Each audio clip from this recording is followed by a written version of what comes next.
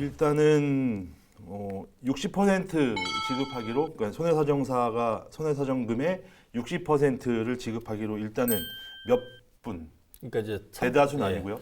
산불 이재민들도 지금 강릉하고 동해 지역 같은 경우는 네. 사실은 그 당시에 산불 발생 원인이 신당에서 발생한 그렇죠.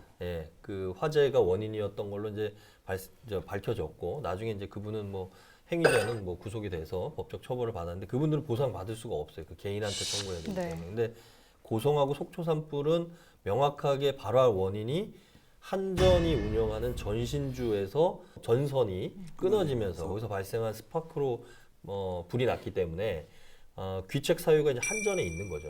그러니까 전체적으로 산불 피해 이재민들은 다 동일한데 그분들을 대상으로 정부에서 일단 재난지원금을 지급을 했습니다. 그러니까 당장 먹고 살 게 없기 때문에 그분들한테 재난지원금을 지급을 한 거고. 이어서 얘기하자면 이 한전이 이제 12월에 협상을 했죠. 네. 60%를 주기로. 네. 근데 지금 이재민이 1,524명 정도인데 한 400여 명이 거의 이제 거의 사인을 한 겁니다. 네. 나머지 분들은 나 이거 못 받아. 협상 거부하시고. 예, 그렇게 해서 한 400명 정도가 이제 협상을 했는데 그 중에서도 지금 이제 계속 미뤄지고 지급금이 미뤄지고 하다 보니까 난 안 하겠다. 네. 나는 이제 결국은 소송으로 가겠다라고 선택하신 분들이 또 많이 넘어오고 있고요. 뭐 행안부가 재난안전법 66조 6항에 따라서 이제 구상권을 청구합니다. 한전이 야, 너네 때문에 불이 났으니까 우리가 대신 돈을 먼저 줬으니 이 돈을 정부한테 다시 다오. 회수를 하겠다. 이런 뜻이에요. 그러니까 근데 이렇게 되면 그 피해민들이 받는 돈이 예를 들어서 1억이다 하면 지금 한 60% 1억의 60%를 받는다. 그럼 6천만 원 받는 그렇죠. 거죠. 여기에 구상권을 청구해서 구상권이 어떻게 될지 모르겠지만 거기에 뭐 3천만 원은 구상권으로 청구하면 이재민한테 돌아가는 돈은 3천만 원밖에 안 되는 거죠. 이거 이제 비율을 예를 들어서 거고요. 그래서 결국 이재민들이 좀 많이 반발을 하고 있는 겁니다. 구상권 청구하지 말아라.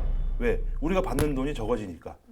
이재민들 입장에 충분히 이해가 되지만 구상권 청구를 안 할 수는 없는 거죠. 그렇죠. 네. 법상 구상권 청구를 하게 되어 있고 최종 책임자는 한전이 있고 네. 국가는 일단 책임자는 아니었거든요. 예. 그냥 긴급 생활 자금으로 먼저 지원을 해준 거기 때문에 이 구상권을 청구하지 말라 이렇게 이재민들이 요구하는 건 충분히 이해는 되지만 그렇게 청구를 안 하려면 이 법을 바꿔야 될 거예요. 새로운 입법을 해서 네. 이런 경우에는 구상권 청구하지 못하도록 한다든지 네. 입법으로 해결을 해야 될 문제지 뭐 협상을 해서 구상권 청구 안 하기도 하기는 어려울 것 같습니다. 근데 요거 관련해서 4월 5일 날에 문재인 대통령 부부가 강릉 산불 피해 네. 현장에 이제 다녀갔거든요. 그래서 사실은 산불 피해 현장 둘러보고 복구 상황에 대해서 산림청장이나 강원도지사, 강릉시장한테 보고받고 여러 가지 이제 주민들도 격려하고 했는데 문재인 대통령이 내놓은 메시지를 보면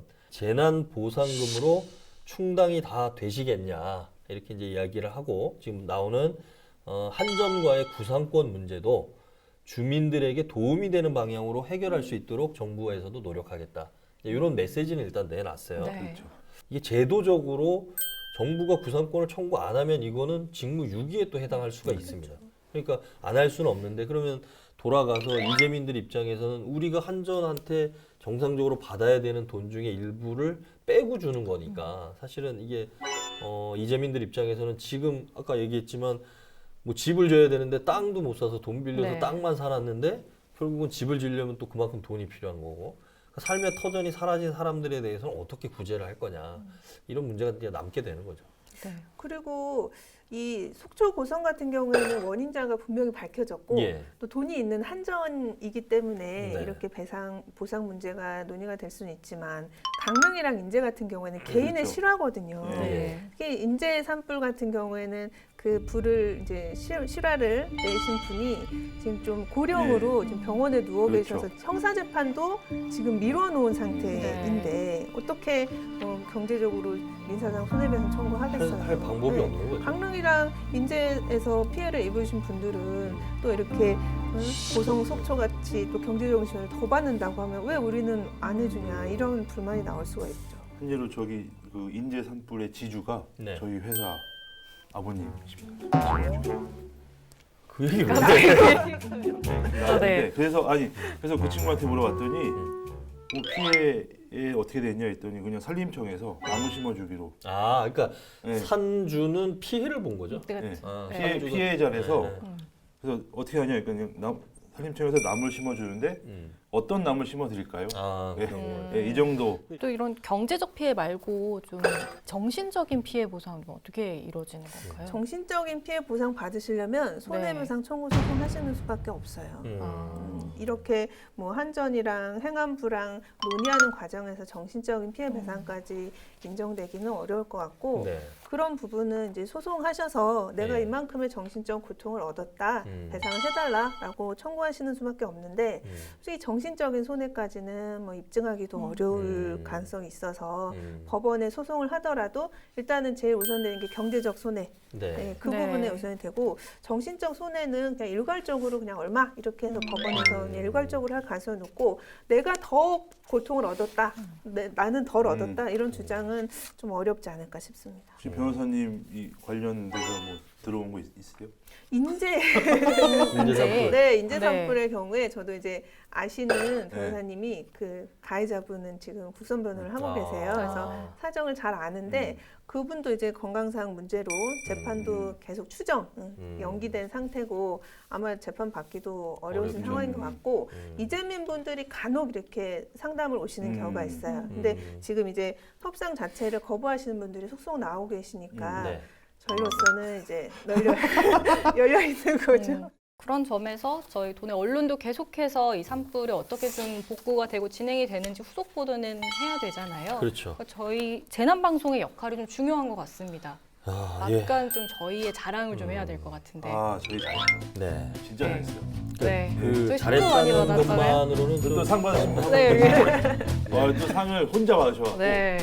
CJ 헬로 강원 최성식 보도국장이 2019년 재난방송에 기여한 공로로 과학기술정보통신부 장관상을 수상했습니다. 고생은 저희가 했는데.